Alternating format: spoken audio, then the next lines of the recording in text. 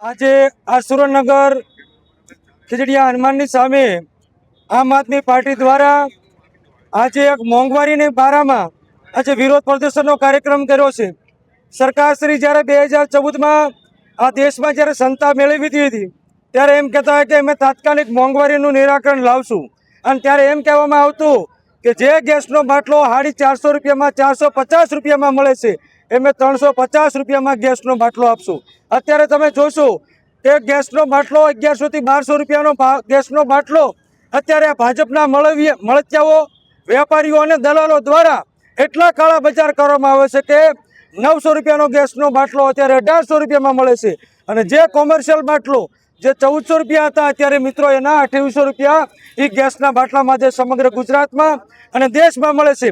તો સરકારશ્રીને અમારી લાગણીને માંગણી છે કે તમે એમ કહેતા કે દેશમાં અમે મોંઘવારી તાત્કાલિક ધોરણે દૂર કરીશું, જ્યારે અત્યારે અગર કે સુરેન્દ્રનગર જિલ્લો હોય તો અહીંયા જે પોશ વિસ્તાર હોય, ગ્રામીણ વિસ્તાર હોય, જ્યાં લોકો અત્યારે ઓનલાઈન ગેસ નથી મળતો ત્યાં આ ગેસના બાટલાની લોકો માંડ પોતાનું જીવન નિર્વાહ કરતા હોય, ત્યાં ગેસના બાટલા નથી મળતા. એમાંય પૈડા પર પાટું સમાન એક ટ્રક જમવાનું પણ દોયેલું હોય એવી જગ્યાએ ગરીબ લોકોને, મધ્યમ વર્ગ લોકોને આ ગેસના બાટલાના કાળા બજારીના કારણે સમગ્ર દેશમાં અત્યારે હાહાકાર મચી જશે.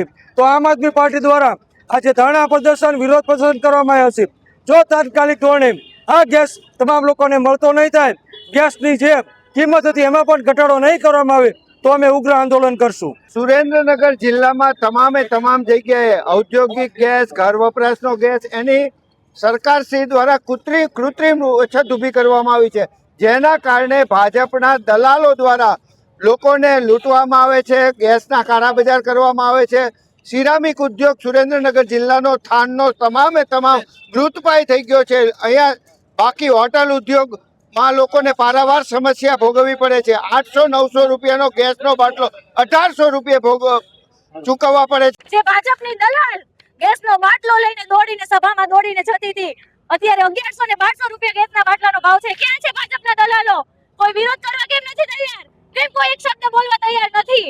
તો આજે મારે કહેવું છે કે જો બાટલામાં કોઈ નહીં આવે ભાવમાં ઘટાડો તો અમે ઉગ્ર આંદોલન કરવા તૈયાર છીએ.